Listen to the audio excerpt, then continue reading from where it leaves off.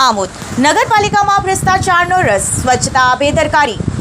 આંગણવાડી મામલતદાર કચેરીની બાજુમાં દારૂની બોટલો સાથે ગંદકીનું સામ્રાજ્ય।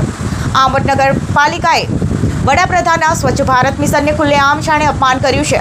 શહેરના હૃદય સમાન વિસ્તારમાં જ્યાં નાના બાળકો અભ્યાસ કરવા માટે આવે છે અને સહકારી વહીવટીતંત્ર ધબકે છે, ત્યાં ગંદકી, કચરાના ઢગલા અને દારૂ પિયરની ખાલી બોટલોનું સામ્રાજ્ય ફેલાયું છે। આ સ્થિતિ સ્પષ્ટપણે દર્શાવે છે કે નગરપાલિકાની પ્રાથમિકતા નાગરિકોની સુવિધા નહીં, પણ કોન્ટ્રાક્ટરના બિલો કાઢવા માટે અને ભ્રષ્ટાચાર આચરવામાં આવે છે।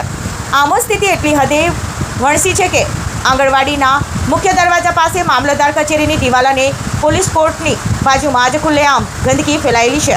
આંગણવાડી શિક્ષિકા ભાવિકાબેન સોલંકીના જણાવ્યા મુજબ નાના બાળકો અહીં આવે છે, તેઓના આરોગ્ય પર આ ગંદકીના કારણે ખતરાની ઘંટી વાગી રહી છે। વારંવાર રજૂઆત કરવા છતાં નગરપાલિકાના અધિકારીઓના કાન પર જૂ શકતી નથી। દારૂની બોટલોનું ખુલ્લે સામ્રાજ્ય કાયદો અને વ્યવસ્થા તથા નગરપાલિકાની નિષ્ફળતાની ચરમસીમા દર્શાવે છે। નગરજનોના આક્ષેપો મુજબ આમોદ નગરપાલિકાના માત્ર સસ્તી પ્રસિદ્ધ મેળવવા અને કાગળ પરની કાર્યવાહીમાં જ કાર્યરત છે। સત્તાધીશો અને અધિકારીઓ નગરપાલિકા કમ્પાઉન્ડમાં કચરો નાખવાવીને ફોટો સેશન ગોઠવી પોતાની PR કરે છે, પરંતુ શહેરના મુખ્ય વિસ્તારો, શાળાના ગેટ અને જાહેર માર્ગો પર પડેલા સડતા કચરાના ઢગલા તરફ આંખ આડા કાન કરી રહી છે। નગરપાલિકાનું door to door collection tempo પણ અનિયમિત અને સમયસર ન આવતા પ્રજા કચરો ક્યાં નાખવાનો તે મૂંઝવણમાં છે અને અંતે શહેરમાં ગંદકી ફેલાવવા મજબૂર બને છે। પરિણામે ભાજપના શાસન હેઠળ જ વડાપ્રધાન સ્વચ્છ ભારત અભિયાનના સ્વપ્નોને મટીરિયલમેન્ટ થઈ રહ્યા છે।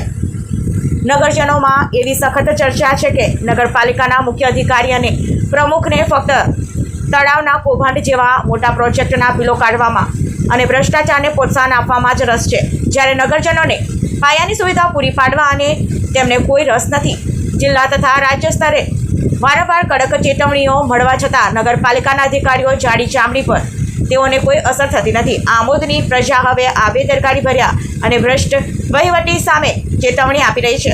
જો તંત્ર તાત્કાલિક અસરથી સ્વચ્છતા સુવિધાઓ નિયમિત નહીં કરે અને જવાબદારી નિભાવશે નહીં, તો નગરજનો તેમના બાળકોના આરોગ્ય અને સ્વચ્છતાના અધિકાર માટે જાહેર આંદોલનનો રસ્તો અપનાવવા મજબૂર થશે તેવી એઢાણ વર્તાઈ રહ્યા છે। નગરપાલિકાની બેદરકારી માત્ર ગંદકી અને દારૂની બોટલો પૂરતી સમિત નથી, પરંતુ રખડતા ઢોર પર નિયંત્રણ લાવવાના મુદ્દે પણ પાલિકા તદ્દન નિષ્ફળ નીવડી હોવાનો આક્ષેપ થઈ રહ્યો છે। શહેરના મુખ્ય માર્ગો, જાહેર જગ્યાઓ અને ગલી મહોલ્લામાં રખડતા ઢોરોનો ત્રાસ એટલી હદે વધી ગયો છે કે રાહદારીઓ અને વાહન ચાલકો માટે તે નવા જીવલેણ જોખમ સમાન બન્યા છે। આ ઢોરને કારણે ટ્રાફિક જામ થવા, અકસ્માત થવા અને ગંદકીમાં વધારો થવો એ રોજિંદી ઘટના બની ગઈ છે।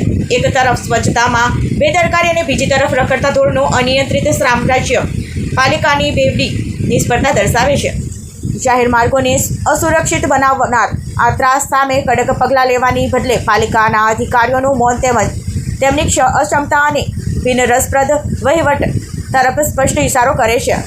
મારું નામ ભાવિકા છે, હું અહીંયા આંગણવાડી કાર્યકર તરીકે ફરજ બજાવું છું। કેટલા સમયથી આ ગંદકીનું સામ્રાજ્ય અહીંયા છે? આ ગંદકી તો અહીંયા સતત રહે જ છે અને મારા રોજ જ બાળકો, અમે પણ અહીંયા બેસીએ છીએ તો અમારાથી બેસી શકાય એવી હાલત જ નહીં, કારણ કે અહીંયાથી ગંદકી જેટલી છે ને તો સ્મેલ જ અંદર એટલી આવે છે અને મારા આવતા જતા બાળકોને બી એટલું ગંદકીના કારણે માતા પિતા બી મૂકવા આવે છે, એ લોકો મને રોજ અહીંયા ફરિયાદ કરે જ છે કે મેડમ તમે અહીંયા કંઈ કરાવો।